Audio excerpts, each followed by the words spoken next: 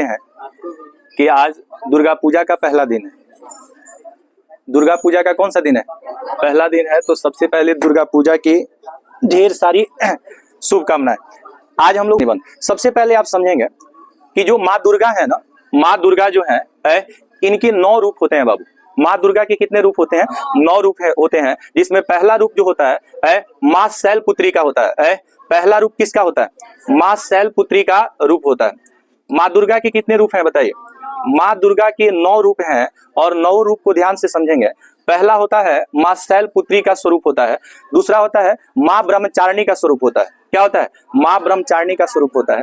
तीसरा जो होता है माँ चंद्रघंटा का क्या होता है? स्वरूप होता है। पांचवा जो होता है माँ कुष्मांडा का स्वरूप होता है। माँ स्कंद माता का स्वरूप होता है। इसके बाद माँ कात्यायनी का स्वरूप होता है। इसके बाद माँ काल रात्रि का स्वरूप होता है। इसके बाद क्या होता है बताइएगा? इसके बाद माँ महागौरी का स्वरूप होता है और इसके बाद माँ सिद्धिदात्री का स्वरूप होता है। तो ये 9 जो रूप है ना, 9 जो रूप है किसका रूप है? किसका स्वरूप है? माता दुर्गा का कितना स्वरूप है? 9 स्वरूप है। आप देखिएगा कि माता दुर्गा जो है, माँ दुर्गा जो है, इनके जो 9 स्वरूप है, 9 स्वरूप में कौन कौन सा स्वरूप है? दशहरा कितने शब्द से बना है? देखिए, जो दशहरा है दशहरा है, ये 2 शब्द से बना है। एक तो 10 और दूसरा हरा। 10 और हरा। 10 जो है ना बाबू 10 का मतलब है 10 का मतलब क्या है? 10। अच्छा, 10 को आप ऐसे भी लिख सकते हैं, सुनो ध्यान से। 10 को ऐसे भी आप लिख सकते हैं 10। और तीसरा है हरा। क्या है बाबू? हरा। हरा को इंग्लिश में डिफीटेड कहते हैं। हरा को इंग्लिश में क्या कहते हैं? डिफीटेड कहते हैं। अर्थात इस दिन जो है ना, जो दशानन है दशानन का नाम सुने आप लोग? दशानन का मतलब जिसका 10 सिर होता है। आनंद मतलब सिर, तो जिसका 10 सिर होता है उसी को हम लोग दशानन कहते हैं। और दशानन का मतलब क्या बाबू? रावण है। दशानन का अर्थ क्या? रावण। रावण की जो है ना, रावण को की जो है ना, इस दिन को क्या हुई थी? हार हुई थी। दशानन की जो है ना, इस दिन को क्या हुई थी? हार हुई थी। आपको बता दें कि जो दशानन था ना, जो रावण था ना बाबू वह अत्याचार और बुराई करने में क्या था? बहुत ही फेमस था, बहुत ही प्रसिद्ध था। बैठो जल्दी। लेट से कहाँ आती है जी? बैठो जल्दी।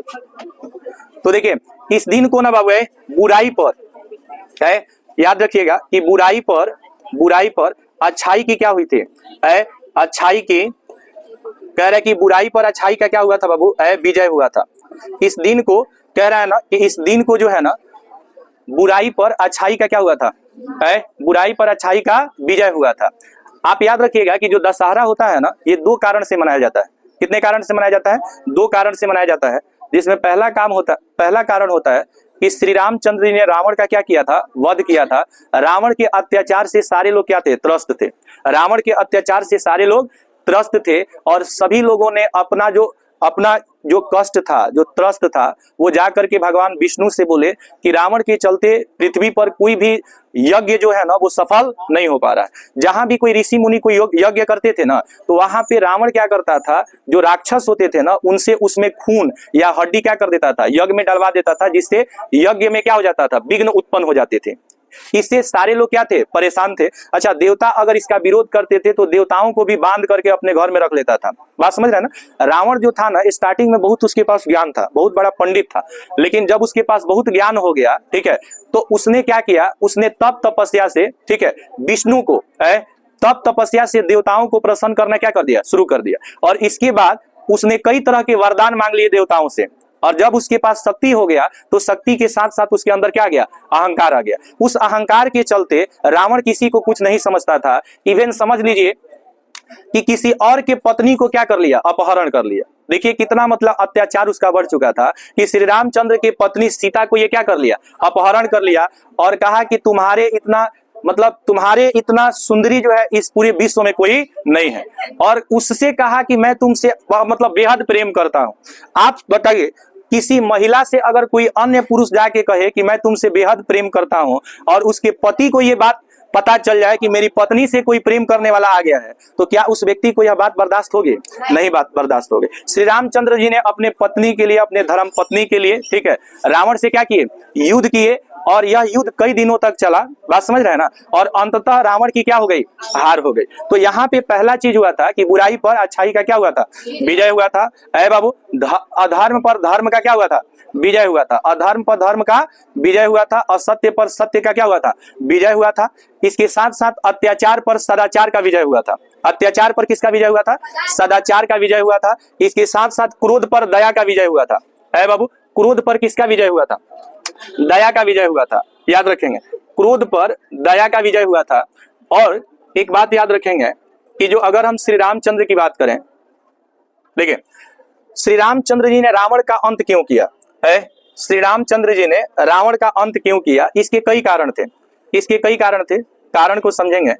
पहला कारण क्या था, पहला कारण क्या था, हम दशहरा क्यों मनाते हैं। देखिए, अधर्म पर किसका विजय हुआ था बाबू, धर्म का विजय हुआ था। अच्छा, इसमें अधर्मी कौन था बताइए, रावण क्या था, अधर्मी था। उसने माता सीता का क्या कर लिया था, हरण कर लिया था, अपहरण कर लिया था, समझ रहे हैं ना। और इसके लिए श्री रामचंद्र जी को अपने धर्म पत्नी के लिए क्या, रावण से क्या करना पड़ा था, युद्ध करना पड़ा था। असत्य पर किसका विजय हुआ था बाबू, सत्य की क्या हुई थी, विजय हुई थी। असत्य पे सत्य की क्या हुई थी, विजय हुई थी। इसके साथ साथ बुराई पर अच्छाई की क्या हुई थी, विजय हुई थी। पाप पर पुण्य की क्या हुई थी, विजय हुई थी।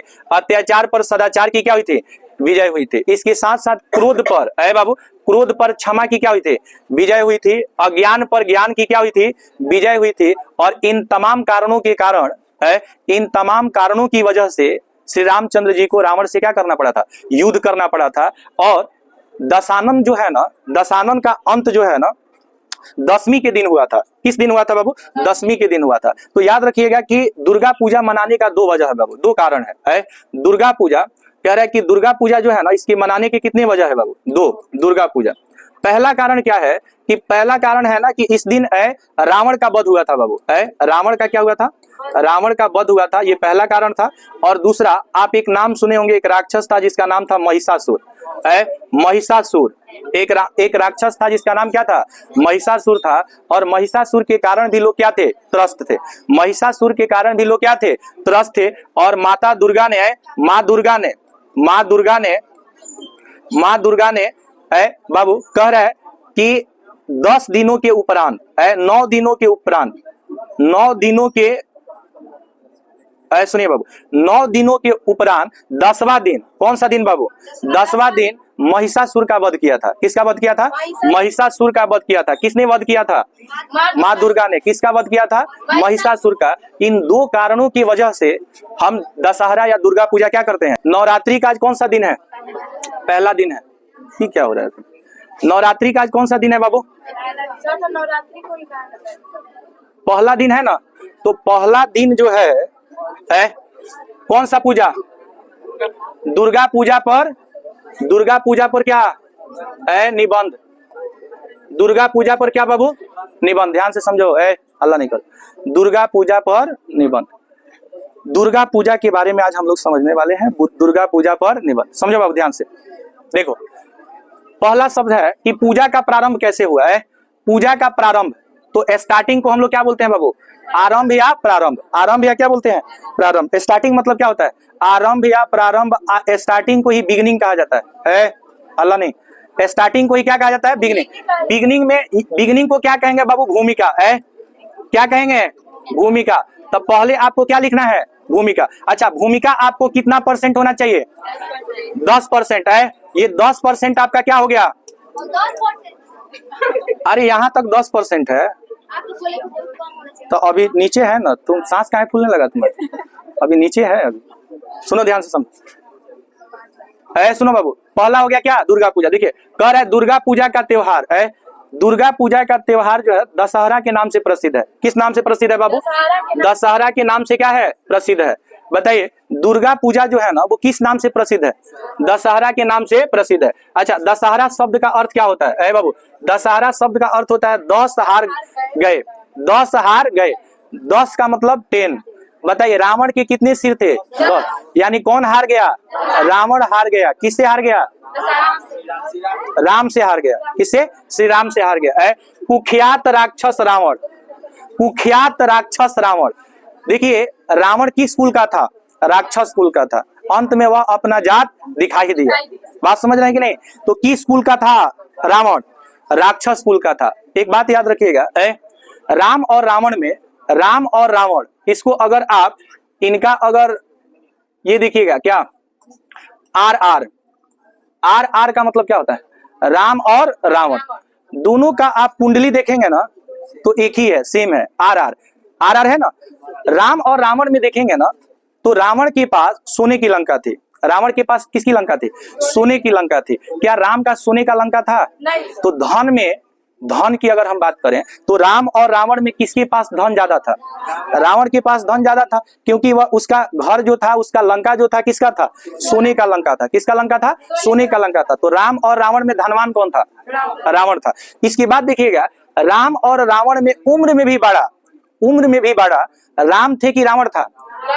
रावण जो था वो राम से उम्र में भी क्या था, बड़ा था। याद रखिएगा, राम से ज्यादा ज्ञान, राम से ज्यादा ज्ञान किसके पास था? रावण के पास था। किसके पास था? रावण के पास था। समझ रहे हैं ना?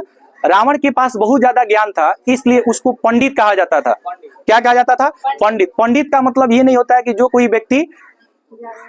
जो व्यक्ति मतलब जात से ही पंडित हो। पंडित का अर्थ होता है विद्वान। क्या होता है? विद्वान होता है। पंडित का अर्थ क्या होता है? विद्वान होता है। रावण हर मामले में राम से क्या था? आगे था। लेकिन एक चीज थी जो रावण में, जो चीज सबसे बड़ा अवगुण था, और वह था चरित्रहीनता। क्या था बाबू? चरित्रहीनता।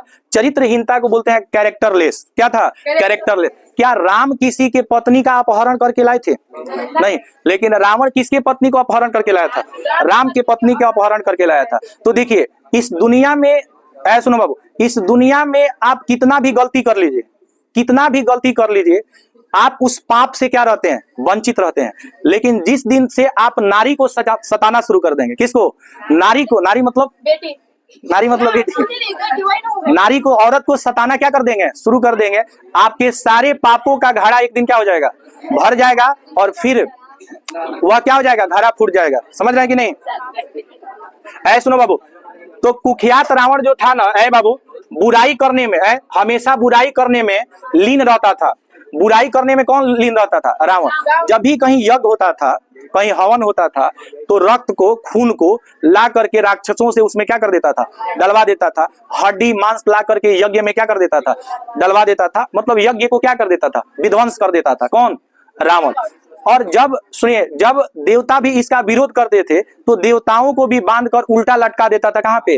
अपने लंका में। सुनिए बाबू, दुर्गा देवी की पूजा करके श्री राम जी रावण को मारने चले। किसकी पूजा करके श्री राम जी रावण को मारने गए थे?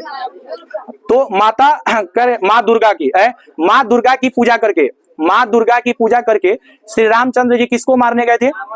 रावण को मारने गए थे। इस देवी के आशीर्वाद से, माँ दुर्गा के आशीर्वाद से श्री रामचंद्र जी ने रावण को क्या कर दिया? हरा दिया। रावण का वध कर दिया। रावण का क्या कर दिया? वध कर दिया, मतलब तथा मार दिया। किसको मार दिया?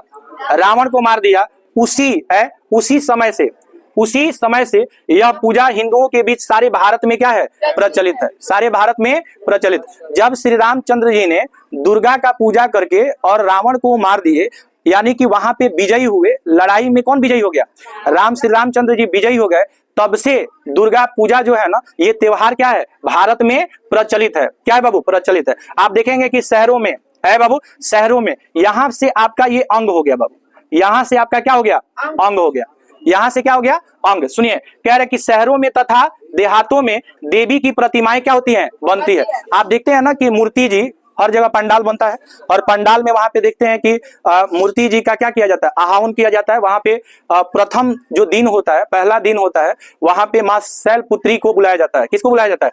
माँ शैलपुत्री। दुर्गा का प्रथम जो रूप है वो माँ शैलपुत्री है, दूसरा ब्रह्मचारिणी है, माँ ब्रह्मचारिणी है। अभी आपको बताएंगे 9 रूप कौन कौन होता है। सुने, कह रहा है कहीं दुर्गा की पूजा होती है बाबू, कहीं दुर्गा की पूजा होती है तो कहीं किसकी पूजा होती है?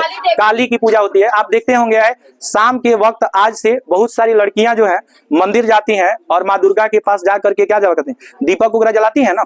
आज से आप लोग देखिएगा, बहुत सारे लोग मंदिर जाना, तुम लोग भी जलाता है? तुम लोग नहीं ना जलाता है? यहाँ पे देखिए बाबू, सुनिए, ये प्रतिमा को क्या बोलेंगे इंग्लिश में? प्रतिमा को स्टेचू कहा जाता है। सुनो, इंग्लिश में प्रतिमा को क्या कहते हैं? स्टेचू। हिंदी में प्रतिमा या मूर्ति कह सकते हैं। क्या कह सकते हैं? मूर्ति। याद रखिएगा, चाइना में बाबू सुनो, चाइना में स्टेचू की पूजा नहीं होती, वो सब नास्तिक प्रवृत्ति का होता है। भारत वाले सब लोग आस्तिक प्रवृत्ति के हैं। आस्तिक और नास्तिक दो शब्द है।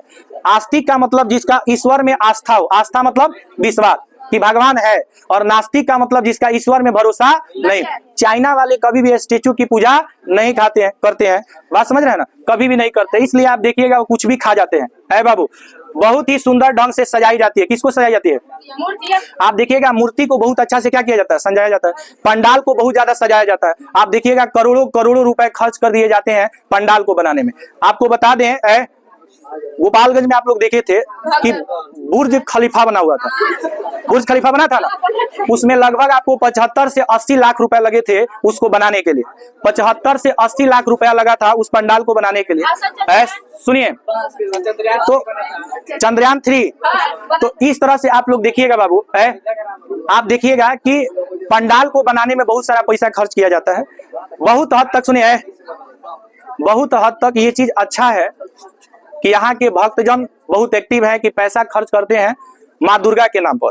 लेकिन देखिए, अगर ये अच्छाई है ना, तो अच्छाई के साथ साथ कुछ बुराइयां भी है, कुछ बुराइयां भी है। अच्छा, अच्छाइयां इस मैटर में है कि धर्म का प्रचार हो रहा है कि श्री रामचंद्र जी अच्छे थे, रावण बुरा था, श्री राम ने रावण को मारा, बुराई पर अच्छाई की जीत हुई। बहुत अच्छी बात है कि इसका क्या हो रहा है? प्रचार हो रहा है। लेकिन इतने वर्षों में देश जब से आजाद हुआ 1947 से लेकर के आज तक, आप किसी भी गोपालगंज के धरती पर कहीं पे एक मेडिकल कॉलेज आप ढूंढिएगा ना तो आपको नहीं मिलेगा।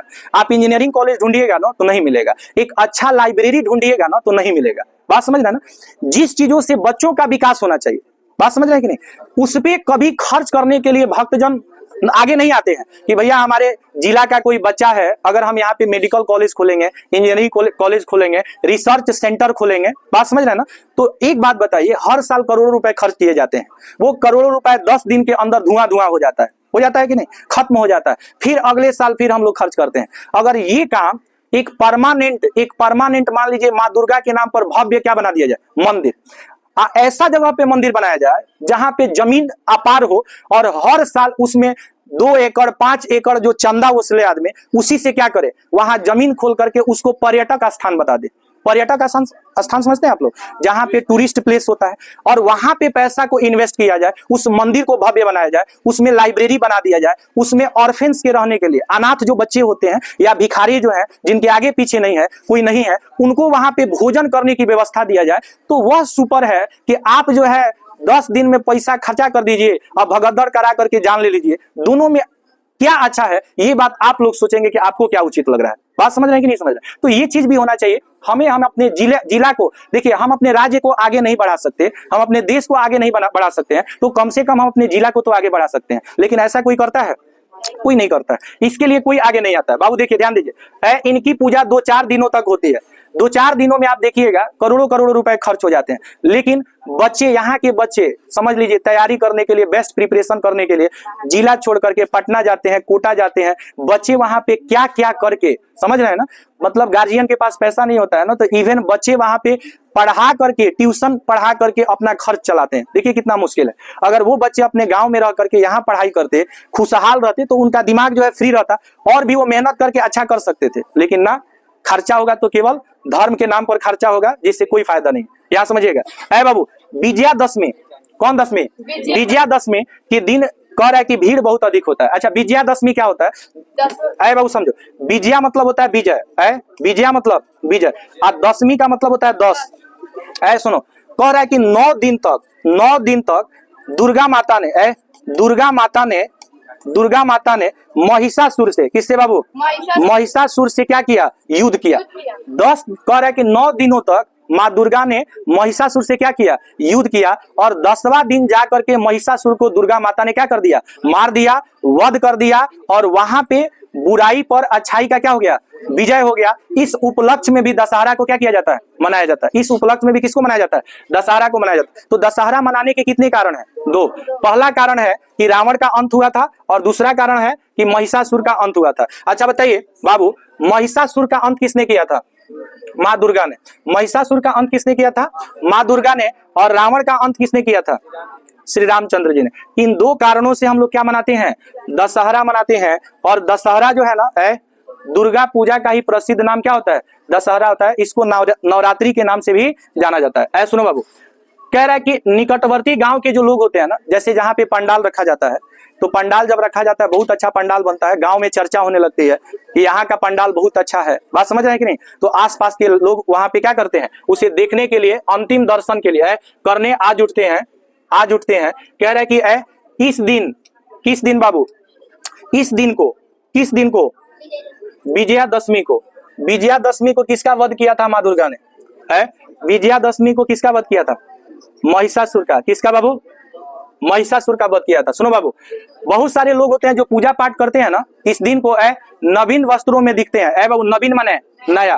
तो जो लोग पूजा पाठ पे बैठते हैं, देखिएगा नए नए वस्त्र को क्या करते हैं, धारण करते हैं, नया नया वस्त्र को क्या करते हैं, पहनते हैं। बात समझ रहे हैं कि नहीं समझ रहे हैं। बाबू सुनो, कह रहा है कि तरह तरह के खेल तमाशे दिखाए जाते हैं, तरह तरह के खेल तमाशे दिखाए जाते हैं। आप देखिएगा रामलीला वगैरह जहाँ पे होता है ना बाबू, रामलीला जहाँ पे होता है, वहां पे कई तरह का ड्रामा भी चलता है। ड्रामा को तमाशा कहा जाता है या नाटक कहा जाता है। क्या कहा जाता है, नाटक कहा जाता है। अंत में यह पवित्र त्योहार जो है समाप्त हो जाता है। अंत में यह पवित्र त्योहार क्या हो जाता है, समाप्त हो जाता है। और प्रतिमा मतलब क्या, मूर्ति जो होता है ना, इस प्रतिमा को नदी में या तालाब में विसर्जित कर दिया जाता है। बाबू, नदी या तालाब में क्या कर दिया जाता है, विसर्जित कर दिया जाता है। किसको विसर्जित किया जाता है, जो प्रतिमा होता है, जो मूर्ति होता है, अंततः ले जाकर के उसको विसर्जित कर दिया जाता है। अच्छा, ज्यादातर भीड़ आप देखिएगा सप्तमी के दिन ज्यादा होता है, सप्तमी, अष्टमी और नवमी। और उसके बाद से देखिएगा ये क्या होता है, विसर्जित कर दिया जाता है। मूर्ति को क्या कर दिया जाता है, विसर्जित कर देता है। कह रहा है कि दुर्गा पूजा गुण अर्थों से पूर्ण है। गुण अर्थ का मतलब क्या होता है, गुण अर्थ का मतलब होता है कि ये सारी चीजें काल्पनिक बातें हैं। बात समझ रहे ना, काल्पनिक मतलब क्या, ऐसा हुआ होगा। अब ऐसा थोड़ी था कि राम और रावण में लड़ाई हो रहा था तो रामानंद सागर जो है वो कैमरा लेके भाग रहे थे और रिकॉर्डिंग कर रहे थे छिप कर। ऐसा तो हुआ नहीं होगा। रामानंद सागर, रामायण जो आपका बना है ना, उसके जो रचयिता है रामानंद सागर हैं। जो आप देखते हैं अरुण गोविल जो है राम का जो कैरेक्टर किए हुए हैं, समझ रहे हैं ना, अरुण गोविल, ये कौन है, राम का जो कैरेक्टर किया है। तो इंसान ही है जो उसमें भगवान का क्या किया है, रूप को ग्रहण किया हुआ है। तो ये एक गुण क्या है, गुण कहानी है, मतलब एक काल्पनिक कहानी है, पौराणिक कहानी है। यह पूजा हम लोगों को बुराई पर अच्छाई की विजय, यहाँ पे ये उपसंहार हो जाएगा बाबू, ये क्या हो जाएगा, उपसंहार हो जाएगा। सुनिए, चूंकि दुर्गा पूजा, या सुनो ध्यान से, निबंध जो होता है ना, वह निबंध क्लास के आधार पे भी लिखा जाता है। जैसे देखिए, अगर कोई बच्चा 7 या 8 क्लास में है तो उसको निबंध जो है ना 100 से 150 शब्द में लिखना पड़ता है। आज जो लोग मान लीजिए कि हाई स्कूल में चले जाते हैं, 9th 10th 11th 12th में, उनको 200 से 250 शब्द में। तो आपको फॉर्मेट ध्यान में रख लेना कि हाँ, उपसंहार 10, अब आप अपने ढंग से उसको लिखेंगे। उपसंहार जो है 10% लिख लेना है, मतलब 10 लाइन में उसको लिख लेना है। उसके बाद आपको क्या लिख लेना है, अंग लिख लेना है, उसको 20 से 30 लाइन में लिख लेना है। बात समझ रहे हैं ना। और फिर आपको नीचे जो लिखना है ना, अंग लिख लेना है कितना, 20 से 30 लाइन में। और उसके बाद उपसंहार लिखेंगे तो 10-15 लाइन में उसको भी आप लिख लेंगे। ज्यादा गैप नहीं होना चाहिए। ये नहीं कि आप भूमिका लिख लिए 50 लाइन में, अंग लिख दिए 10 लाइन में, और नीचे 2 लाइन में उपसंहार लिख करके खत्म कर दिए, गलत हो जाएगा। बात समझ रहे हैं कि नहीं। हर चीज का एक फॉर्मेट होता है, वैसे नंबर नहीं मिलेगा, नंबर कट जाएगा आपका। समझ रहे हैं कि नहीं। तो बाबू कह रहा है ना कि बुराई पर, किस पे बाबू, बुराई पर अच्छाई का क्या हुआ था, विजय हुआ था।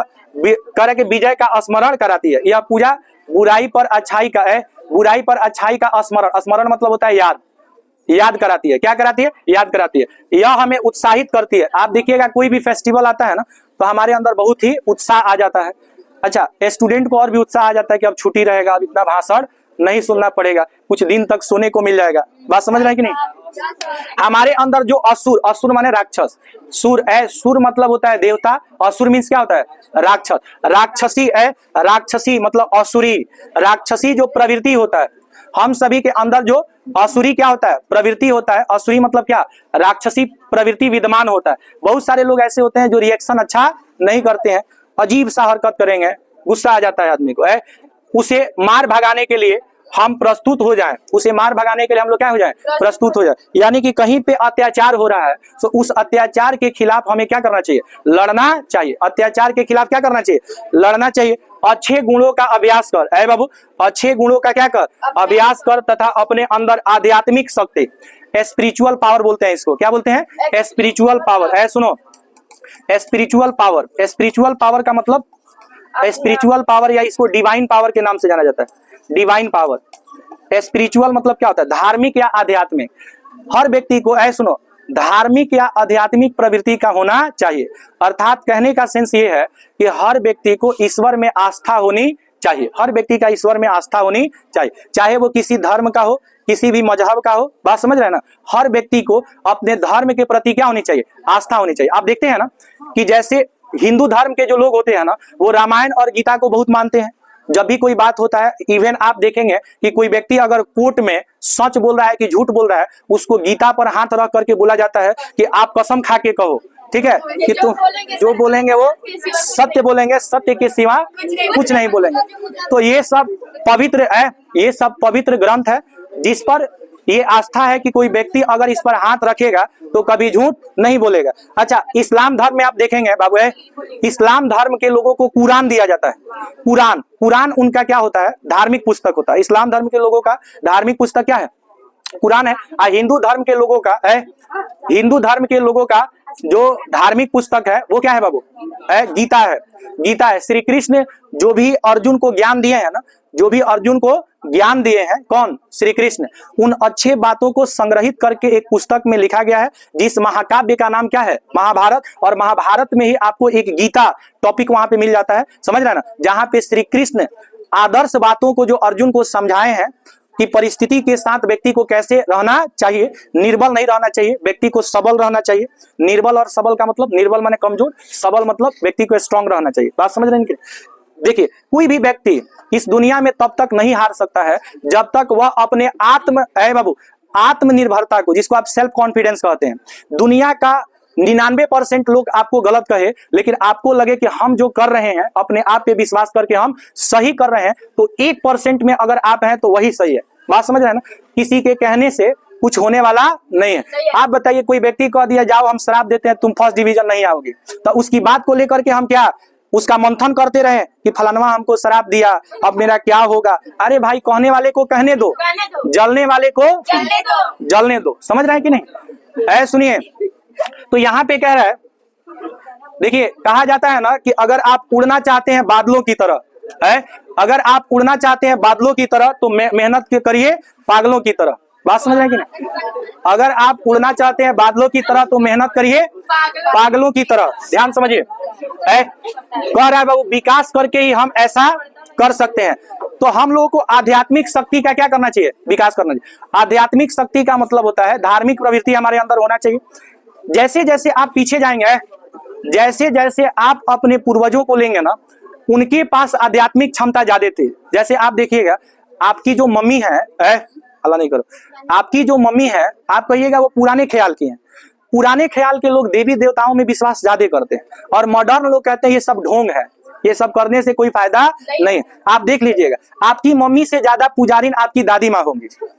इस चीज को मिलाइएगा, मम्मी में अगर कम पूजा पाठ का धारणा होगा ना, तो आपकी दादी में, मतलब मम्मी की जो सास है, उसमें और अधिक होगा। बात समझ रहे हैं ना? पहले लोग ईश्वर में ज्यादा विश्वास रखते थे, आज के लोग विज्ञान में ज्यादा विश्वास रखते हैं। किसमें? विज्ञान में। पहले के लोग विज्ञान में कम और भगवान में ज्यादा विश्वास रखते थे, आज लोग भगवान में ज्यादा विश्वास रखते हैं। ये क्या, विज्ञान में कम विश्वास रखते हैं और भगवान में, देखिए अभी उल्टा हो गया। चलिए यहाँ देखिए, इस प्रकार यह पूजा प्रतिवर्ष हमारे सामने यह संदेश लाती है। कौन सा पूजा? दुर्गा पूजा। इसका प्रसिद्ध नाम दशहरा। यह त्योहार अगर है कि त्योहार के इस पक्ष में हमें नहीं भूलना चाहिए। क्या नहीं भूलना चाहिए कि देखिए, यह पर्व मनाइए, यह त्योहार मनाइए, लेकिन जो भी आपके अंदर बुराई है, इस त्योहार के बाद यह प्रण लीजिए कि हम यह बुरा काम नहीं करेंगे। अन्यथा आप भी अपने अंदर रावण को क्या कर रहे हैं, जिंदा कर रहे हैं। रावण को क्या कर रहे हैं, जिंदा कर रहे हैं। अगर आप असली पूजा पाठ करना चाहते हैं तो उस रावण को मार दीजिए। किस रावण को? जो बुराई कर रहा था। लेकिन देखिएगा, हम लोग हर साल ये पूजा पाठ मनाते हैं, है बाबू, हर साल ये पूजा पाठ मनाते हैं, और फिर रावण बन जाते हैं कि नहीं? रामचंद्र जब रावण को मारे और राम और मारे तब फिर दशरथ कौन है? सुनिए, आपके सभी प्रश्नों का जवाब मिलेगा, थोड़ा सा ध्यान देंगे। है बाबू बताइए, माँ दुर्गा के कितने रूप जी? 9। ध्यान से समझिएगा। है माँ दुर्गा के कितने रूप? 9 रूप है, जिसमें पहला रूप जो है ना, प्रथम दिन नवरात्रि का जो प्रथम दिन होता है ना, पहला दिन जो होता है, इस दिन है माँ शैलपुत्री का आगमन होता है। किसका? माँ शैलपुत्री। नवरात्रि का पहला दिन जो होता है, ध्यान से समझिएगा, कह रहे हैं नवरात्रि का स्थापना के दिन है माँ दुर्गा के पहले माँ दुर्गा के पहले पहला जो स्वरूप है, माँ दुर्गा के कुल कितने स्वरूप? 5 और 4 कितना? 9। तो पहला स्वरूप किसका है बाबू? शैलपुत्री का। शैलपुत्री का इस दिन क्या किया जाता है? पूजन किया जाता है। अच्छा, शैल का अर्थ क्या होता है? आपसे पूछेगा शैल का अर्थ क्या होता है? पर्वत या क्या होता है? शिखर। पर्वत या शिखर। तो याद रखिएगा, पर्वत की पुत्री को ही शैलपुत्री कहा जाता है। सुनो बाबू, शैल का शाब्दिक अर्थ होता है पर्वत या शिखर, यानी हिमालय की बेटी। किसकी बेटी? हिमालय की बेटी कहलाए जाने वाली माँ शैलपुत्री। तो शैलपुत्री को किसकी बेटी कहा गया है? हिमालय की बेटी। सुनिए और बताइए, संस्कृत की बेटी कौन है? हिंदी है। हिंदी किसकी बेटी? संस्कृत की बेटी। सुनिए, पार्वती और कह रहे कि हेमवती के नाम से भी जाना जाता है। कह रहा है कि शैलपुत्री को किस नाम से जाना जाता है? पार्वती या हेमवती के नाम से जाना जाता है। माँ शैलपुत्री के स्वरूप की बात की जाए तो उनके एक हाथ में क्या रहता है? त्रिशूल। आप देखिएगा, माँ दुर्गा का 10 गो हाथ है। कब है? 10 गो हाथ इधर है और 10 गो हाथ इधर है। तो कब गो हाथ हो गया? सुनिए, 5-5 गो हाथ है। आप लोग ठीक से गिनिएगा। सुनिए, 9 गो रूप है। समझिए, 9 गो रूप है। कौ गो रूप है? 9। तो 9 गो रूप का एक आदमी का कौ गो हाथ होता है? 10 गो हाथ होता है। 2 गो, एक आदमी का 2 गो हाथ होगा ना जी। तो 9 आदमी का कौ गो हो गया? एक गो दुर्गा माता हो गई, कौ गो? 10 गो। और 10 दूनी कौ गो? 20 गो। रूप है 9, एक दुर्गा माता कितना? 10 है। सुनो बाबू, अगला है दूसरा है माँ ब्रह्मचारिणी। क्या है? अच्छा, 9 रूप केवल जान लीजिए, उसके बाद से हम लोग सुनिए। एक है, दूसरा क्या है? माँ ब्रह्मचारिणी है भाई। तो तीसरा माँ चंद्रघंटा, चौथा माँ कुष्मांडा, 5वां माँ स्कंद माता, माँ स्कंद माता है। छठा माँ कात्यायनी, माँ कात्यायनी है। 7वां माँ काल रात्रि। और 8वां है, 8वां माँ महागौरी। और बताइए 9वां माँ सीधी दात्री है। माँ सीधी दात्री। सुनिए, माँ सीधी दात्री जो होता है 9वां होता है। जब कोई व्यक्ति, सुनिए बाबू, जब कोई व्यक्ति यह 9 सिद्धि कर लेता है, सुनो, जब कोई व्यक्ति ये 9 दिन पूजा कर लेता है ना, उसके फल स्वरूप वह जो भी काम करता है उसमें उसको सफलता मिलती है। जैसे कोई बिजनेस कोई कर रहा है, या कोई नौकरी पाना चाहता है, या आप परीक्षा में अच्छा अंक लाना चाहते हैं, तो आज से ही भूखना क्या कर दीजिए? चालू कर दीजिए। अगर आप 9 दिन, सुनिए, 9 दिन अगर आप व्रत रह गए तो 100% लाने से कोई नहीं। चाहे आप पढ़िए चाहे मत पढ़िए। चलिए, सब चलिए नेक्स्ट क्लास में आगे देखेंगे।